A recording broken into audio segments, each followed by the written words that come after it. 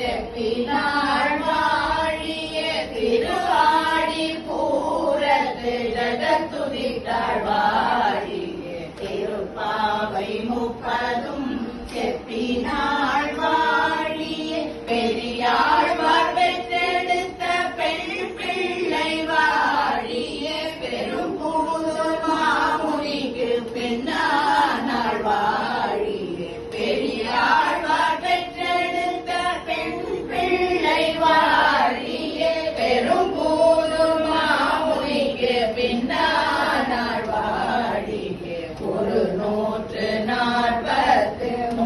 உரைத்தாள் வாழிய உயரரங்கற்கே கண்ணி உகந்தளித்தாள் வாழிய ஒரு 143